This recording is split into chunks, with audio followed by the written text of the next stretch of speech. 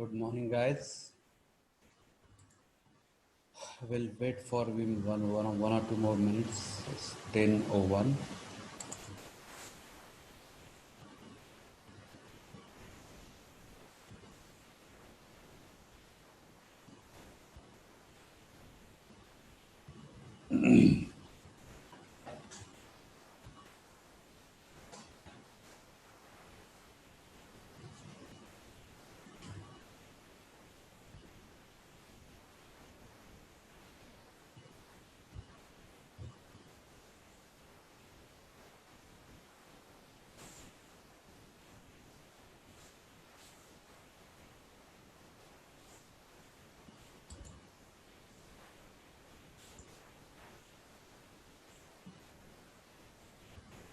Yeah.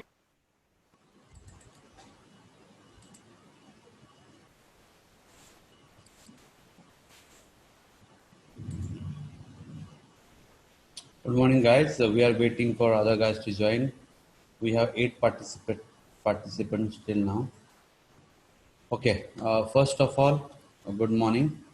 Let me just verify that I am audible to you guys. Just kindly, any one of you just reply me in the chat whether I am audible or not. Any one of you just reply me in the chat whether I am audible or not. Are you guys there, or you just simply joined and left? Okay, so Atharva has replied that you guys can hear me, so I'm audible. Okay, so we'll start with today's lecture. Today we are trying to finish the theoretical part of the last topic of the first unit. That is the design of the levers. So levers mainly we'll be talking today, and in next lecture we will try to take a numerical of it, and we will finish up with the unit number 1. As we talked a couple of times that we are taking a little bit more time because I wanted to get more comfortable with the design process of the design. That's I'm spending more time explaining each and every step, but whatever may be the case, we will we are on time, and we are not lagging or anything. So only the last part is left, that is design of the lever. So to design the lever, we need to understand first what is the lever, and we'll talk about it. What is lever and what are the steps? They are design of lever don't have any kind of fancy steps like design of knuckle joint and quarter joint. It's a simple steps are there, and what are those steps? We'll talk about it in today's lecture. Okay, so it's 10:04, and we will start up with our design. Let me first, share my screen with you. That presentation I have, the last part of it. Let me just share that with you. Okay, so I have shared my screen with you guys, and hopefully it is visible now. So we will start today. We have done with the knuckle joint. Now we'll start with the design of the levers. Okay, so as usual, anybody is having any kind of doubts, issues, not audible, any technical issue, just put that in a chat. I will be keeping chats, checking chats now and then. Okay. So design of the levers. First, we need to understand what is lever or why it is used. You must have seen the lever in many places. In real life application are many. We have seen that when we are picking up the using the fork or picking up the food, or with we call pakkad, like to pick up a utensil, or picking up a sugar cube using that fork, or seesaw. All these are examples of lever. Okay, so first we need to understand what is lever, and then we will understand how to design it. Okay, so let me just see, participants are, anybody is there not admitted? So all are admitted and I am audible. Okay, fine. So now, what is a lever? It's a simple, basically a rod or a beam, which moves around the fulcrum. Okay, and it is used to reduce your effort. That is the basically definition of the lever. That it is used to reduce the That is the main purpose, to reduce the effort of the or to lift up a larger load compared to the effort. So with the use of lever we get kind of advantages. That advantage is called as mechanical advantage. Now what is that mechanical advantage, we'll talk in next few slides. But what lever does is basically it amplifies the effort. So whatever, if we are putting a 10 Newton force on from our side, because of the lever it will get amplified, and we can lift 100 Newton load, right? So, or we say if you are putting a 100 kg effort on one side, we can lift a load of 1 ton. So similarly in seesaw, if you see, if you see the, I don't know whether you have experienced it, when you were a kid, if you, play with seesaw, you are putting basically load and effort on two sides of the seesaw, and the seesaw, it moves around the fulcrum. It has that degree of freedom around the fulcrum, and because of which, you can put the load and you can lift the effort. So how you do that is basically seesaw is basically the fulcrum is at the center, and you guys sit on two sides. If you are equal distance from the center, then you will be balanced. The more you go away from the fulcrum, the more load or more effect you are causing. So if the person is sitting close to the fulcrum and you are sitting away from the fulcrum, then even though your weight is less, you can your side will go down. Now that is because of this mechanical advantage we'll talk about.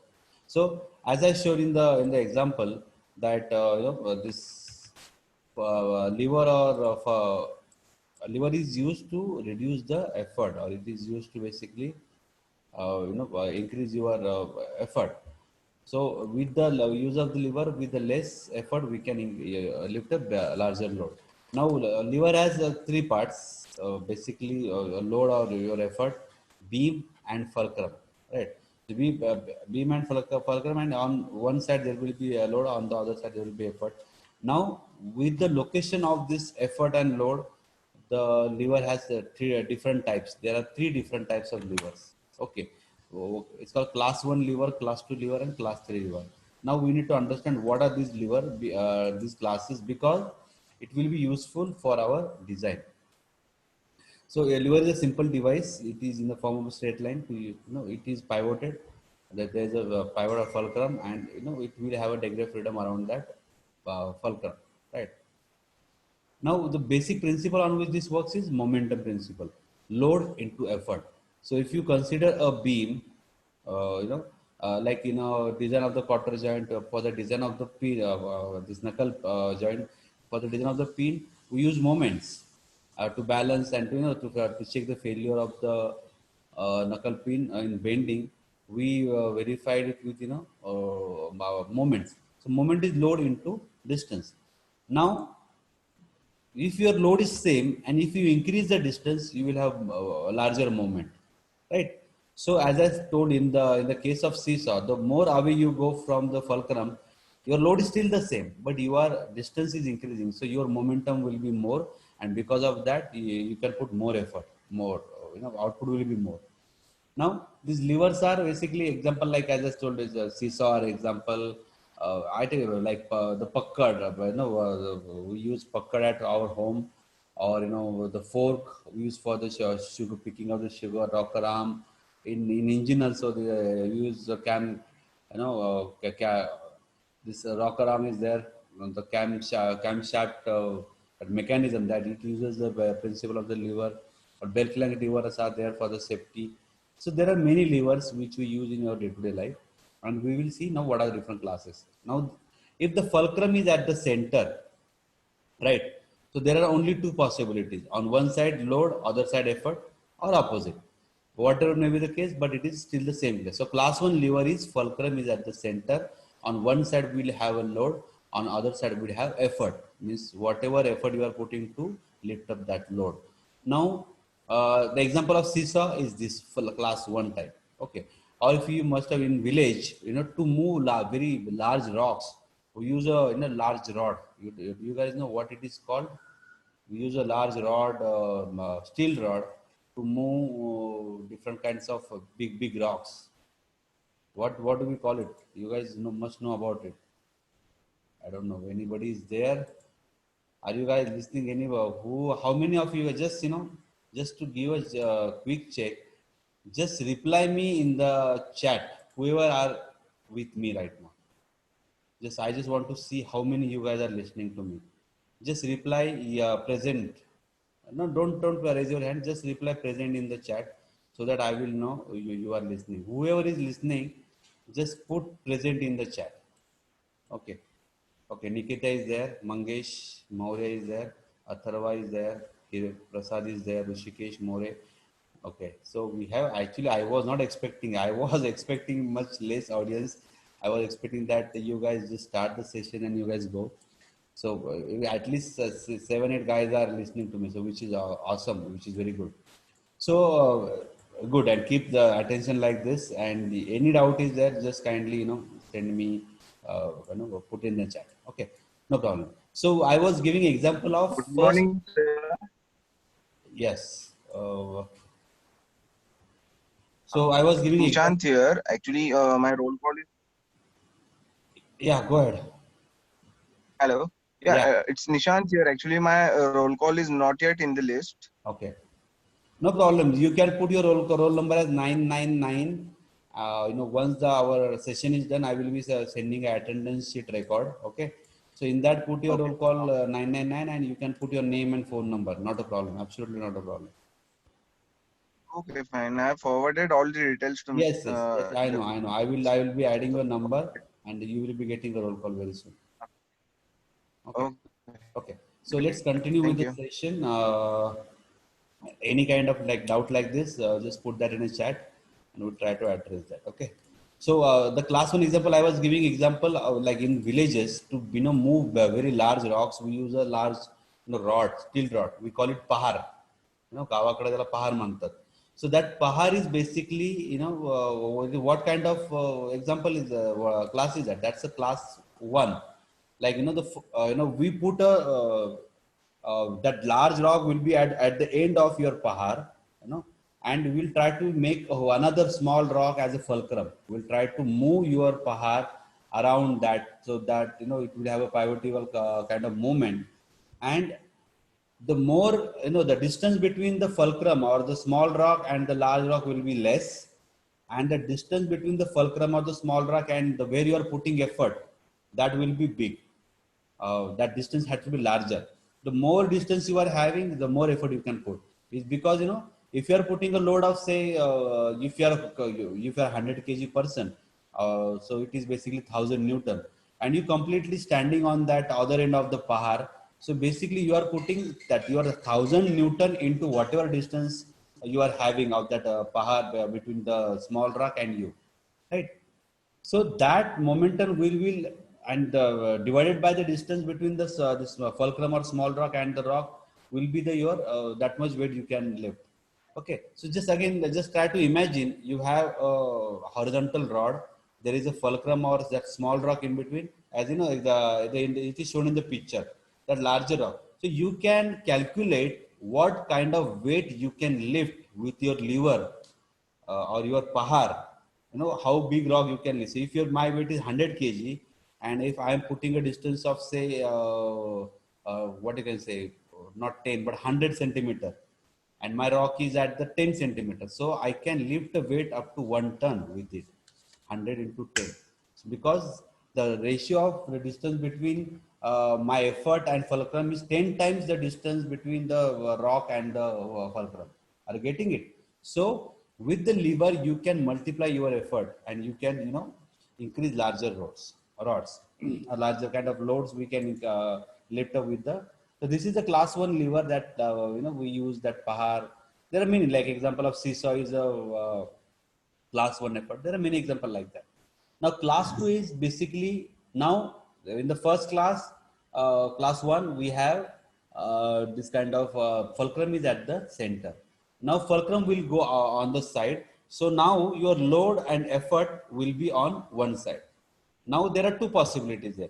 Load is outside and the effort is in between, and effort is outside and your load is in between. Now just try to imagine both the cases. Now those are the class 2 and class 3. Okay. So in class 2, your effort will be more like, at a larger distance compared to your load from the fulcrum. So class 1 is fulcrum is at the center, one side effort, one side load. Now class 2 is fulcrum is at the side and load and effort on the other side, but effort is at the largest distance. So what happens because of this, the momentum because of the effort is, because the distance of the effort is larger from the fulcrum, right? So momentum of the effort will be more.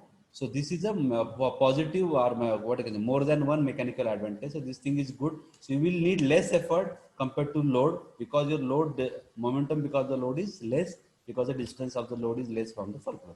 So this example is, they have shown they use this kind of thing in to carry, sand and all those things while doing the construction. So there your wheel is your fulcrum, right? Your load is in between, and you are putting effort at the end of the rod. Are you getting it? So this is a class 2 lever. Well, fulcrum is at the end, your load is at the center, and your center or is somewhere in between, and your effort is at the end. This is class 2 lever. So in this, the momentum or is more because distance is more of the effort. So your momentum, you can lift a larger load compared to your effort. Now there is this positive here in the class 3 lever. Mechanical advantage is less than 1, but still it is used in a few places. Like in here, your effort will be at the same somewhere in between, and your load will be at the end. So I was giving you example of, to pick up say salad or to pick up sugar cube. You have fork, right? Like a pucker. There your fulcrum is at the end, where those your forks, two parts, they move around it, the fulcrum or the pivot, and your effort is at the end. One end is fulcrum, one end is your load. That your load is your maybe salad, or load you are putting on the ice cube or your sugar cube. So one end is fulcrum, one end is your load, and you are putting effort with your fingers at the center or somewhere in between. So here, because the momentum of your distance of your effort is less compared to the load, so mechanical advantage is less than 1, but it is sometimes it is used, right? So this is class 3 lever, So we have seen that there are 3 types of levers. First, fulcrum is at the center. There is only one possibility: one side effort, one side load. Then fulcrum is at the end. There are 2 possibilities: effort at the other end and load in between, or load at the other end, effort in between. So depending on this, we classify the lever. But whatever may be the case, the logic will be same. Around the fulcrum, we will calculate the momentum and we will try to balance the momentum, load into effort, load into distance. So that load into distance is should be equal to effort into distance of the effort. So those should be balanced. Once you balance that, you can calculate. If you know the load, we can calculate the effort, or if you know the effort, we can calculate the load. Right. So these are the basic logic of the now this levers. Okay. Now I talked many times about something called mechanical advantage. Okay. Now, so what is mechanical advantage? You must have advantage means you are something getting more. So with less effort, you should be able to pick up larger load. That means you are getting something advantage. So what is this amplification you have achieved using the effort? So let's see that what is that mechanical advantage in the next slide. Okay, now mechanical advantage. So say if you are picking up a load W with you are putting a effort P, the effort you are putting is P and the load you are lifting is W.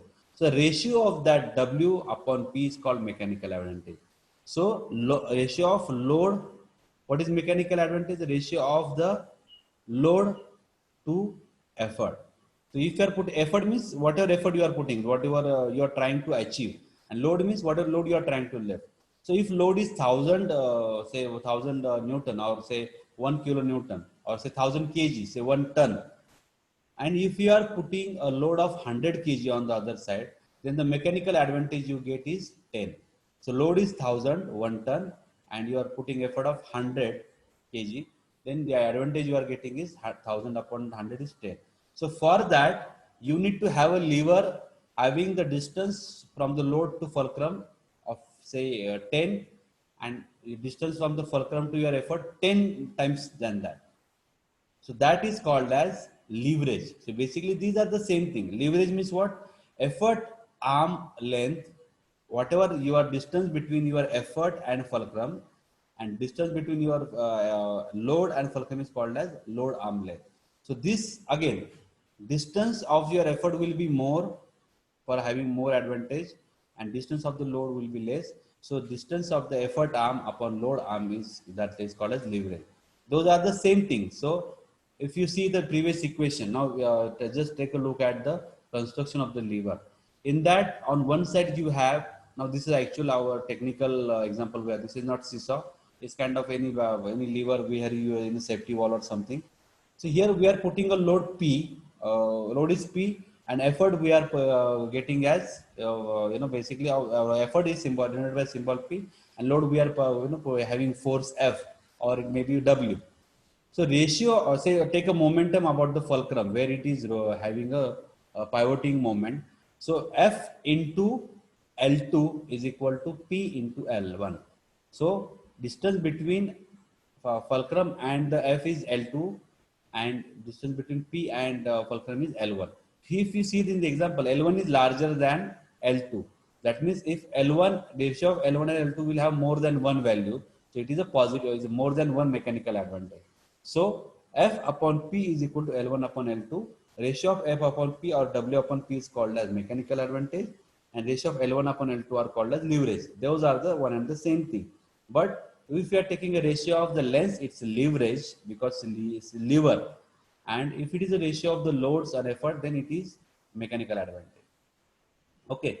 So in the first class 1, right, now we know what are the three classes: class 1, class 2, class 3. In class 1 we have a fulcrum at the center, or somewhere in between, and depending on the distance of the load and effort, you might have mechanical advantage less than or equal to 1 or greater than 1, right?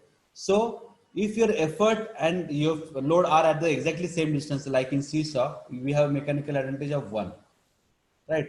If L1 is less than L2, means your effort distance of the effort is less than distance of the load from the fulcrum, then your mechanical advantage is less than 1. And if it is more, the distance of your effort is more than distance of the load, then you have more than one mechanical advantage. In the case class 1 case. Now in class 2 and 3, okay. In class 2, say the example of B, your effort is at the end and your load is at the center. So here distance of this L2 is always less than L1. So mechanical advantage will be always greater than 1. So class 2 lever will always have mechanical advantage of greater than 1. Class 1 will have 1 equal to 1 or less than 1 or greater than 1 depending on the positions of load and effort. And class 3 levers will always have mechanical advantage less than 1, because here L1 is less than L2 always. Distance of the what you can say effort arm is less than distance of the load arm. So your mechanical advantage will always be less than 1. Okay. So we now know what is lever. We now know what are different classes of the lever, and we now also know what is mechanical advantage and what is leverage. Okay. We'll use this information to do our design. Okay. Any all of you are with me with this till now? Any doubt till now? So no doubt. Okay. Excellent. Okay. I'm just taking a attendance screenshot. Or anything in the chat? Let me just check. Nothing in the chat.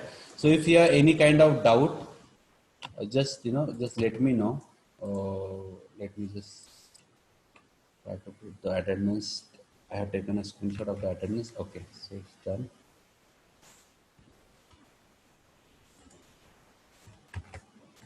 Okay, I'm just taking a pause of a few seconds so that we have technical stuff is done. So now we'll start with the design of the lever. In between, I'm taking the attendance.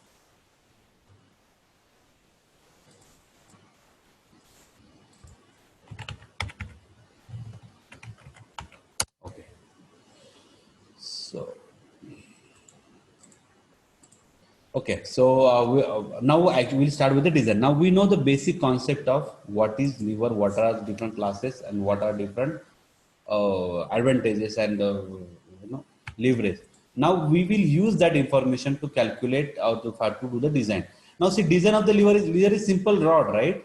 So like say if I say tell you design up that pahar, the example I was giving you, to pick up large kind of rocks, we use pahar at in villages, in rural area, right? So design is what basically we have to find out the diameter of that rod. So we need to know what kind of load we would like to pick with that, and know what are the different distances, we know how we are going to operate that. So for that, basically we are going to find out the different forces on the lever. So design of the lever is basically we have to design the dimensions of the that rod. Means what? We have to find out the length of the L1, L2, total length. We have to find out different loads. We have to find out cross section of that rod. It may be circular, hexagonal, square, whatever it is, right? And we have to design the fulcrum, that pin where it will, have pivotal moment, right? So that pin we have to design. Yes. Anybody is having any doubt? Somebody draw something on my screen.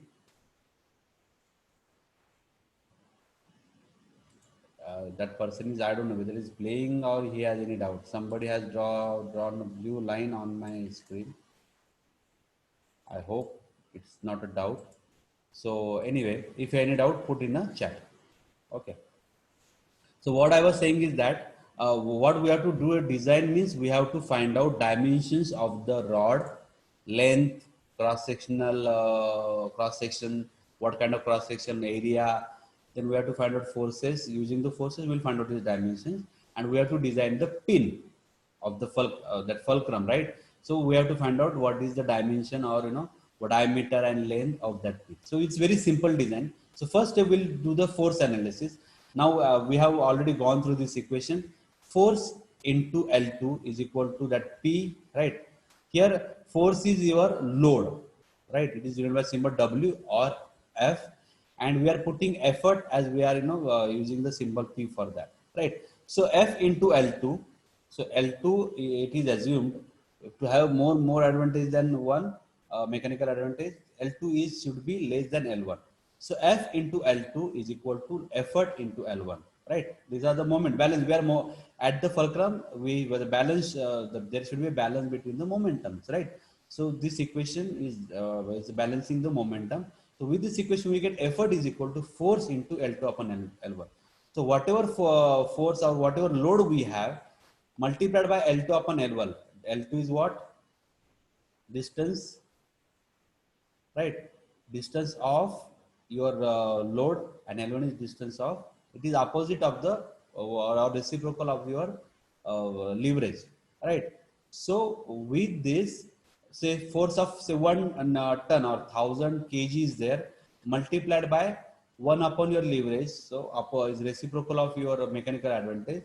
So your effort record will be less than that. So with this equation, we can find out effort if we know the load and the distances, or if we know the what effort we want to put, what load we have, we can find out L1 and L2, right? So this is the equation we'll use. And now this say at the pin, say this R is your what you can say, a reaction force, reactive force at the fulcrum. Then your R should be equal to Fn, because F and P are going in one direction, and your R will be in opposite direction. So your R is equal to F plus P.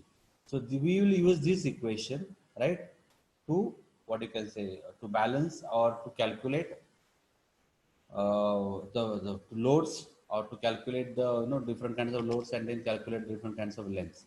So these are the forces we need to know in the lever. Okay. Now those sometime what happens is that this load on your lever are not perpendicular to the axis of the lever, right?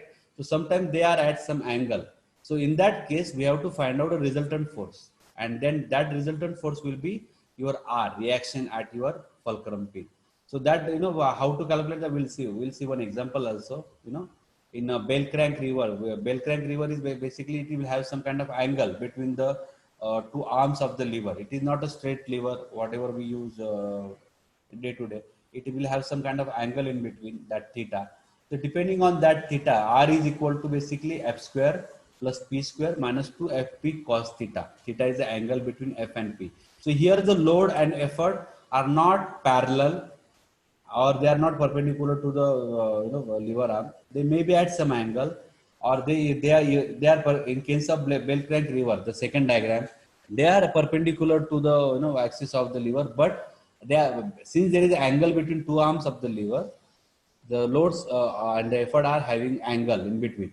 So in that case, we have to find out the resultant force R is equal to root of f square plus p square minus 2fp cos theta. Okay.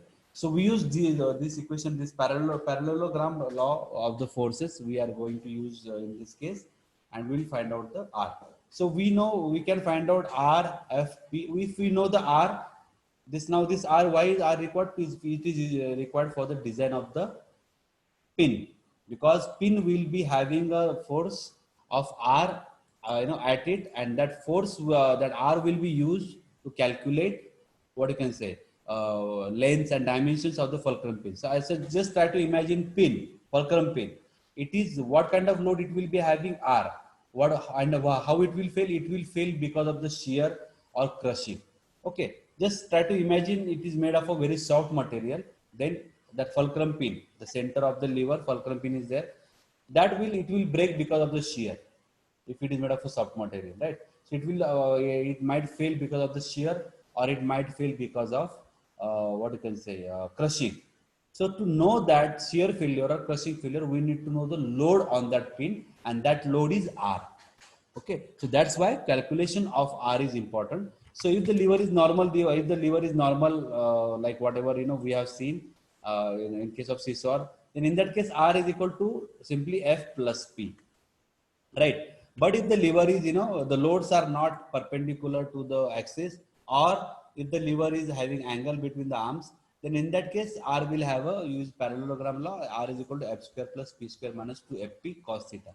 So using that equation, we will find out the R, and we'll use that R as load on your fulcrum pin to calculate its dimensions. Okay, so now we know the basic concept of basically what are different forces on arms, what are different lengths, what is the reaction or reactive force at the fulcrum pin, and using that reactive reaction, we can calculate the dimensions of the fulcrum pin. Okay, so it is very simple. We have whatever design. So now this is detailed one.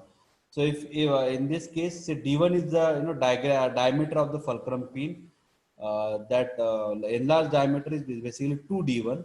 Okay, because we will, to make it more having more, to have more strength, we have increase the diameter there, that will thickness there, right?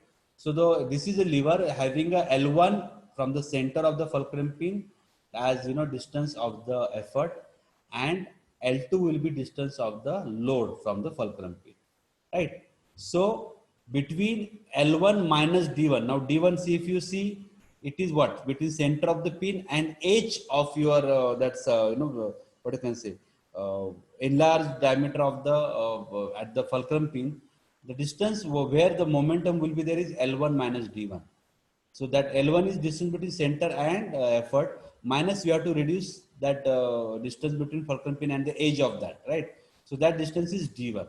So this L1 minus D1 will be the distance you will use for the calculation of the momentum for the failure, and then to calculate the cross section. The cross section of the lever now can be rectangular, square, oval, circular, and different will have different this thing will have a different kinds of what I can say. These are the now cross sections. I am just showing you. Different cross sections will have different eye, and we will use in case of rectangular, it is BH cube by 12. H is along the perpendicular to the axis where it is have a zero neutral axis, that is H. BH cube by 12 is I for a rectangular shape. For elliptical shape is pi a cube by a cube b by 64, and for circle you guys know it is pi by 32. uh, Actually that is j, actually I is pi by 64 a raised to 4. Okay, let's just whatever we, okay, this is the center part. Now design of the lever arm. To design the lever, now how the design lever arm will fail, just think it's a simple kind of beam is there. So it will fail because of the bending, right? It will bend. It will not fail because of the shear. Because of shear, what will fail? Fulcrum pin will fail because of the shear. So your arm will fail because of the bending.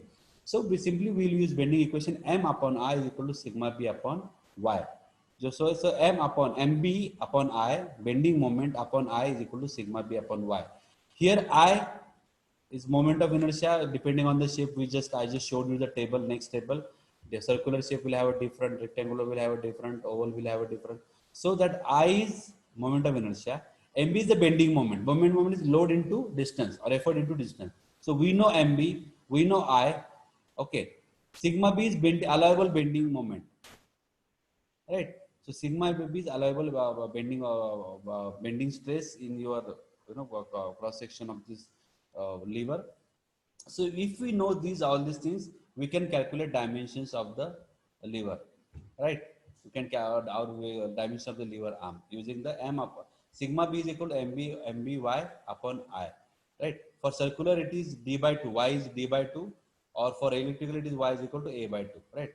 So if we know this y d by 2, for circular is pi by 64 d raised to 4, we can calculate the diameter of the rod, or if it is a square section or a rectangle, we can calculate the dimensions, right? So bending equation is the main equation which is used for the design of the lever. Okay. So mb upon I is equal to sigma b upon y, or sigma b is bending stress is equal to mb I upon mb upon I into y. Bending moment we can calculate. I is we have formulas for that, and y is d by 2 or a by 2. So with this we can calculate the dimensions of the lever arm. So these are different cross sections, I for different cross sections. And now fulcrum pin, as I told you, for the fulcrum pin, we will not use P or F, or load or effort. We'll use the reaction at the fulcrum pin. I told you how to calculate R.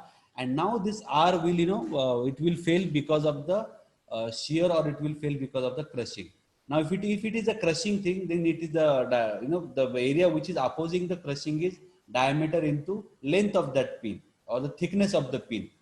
The thickness of the pin, which is avoiding or facing the crushing, that is L1. If it is L, then that the diameter of the fulcrum pin D1 into L will be your area resisting the friction, right?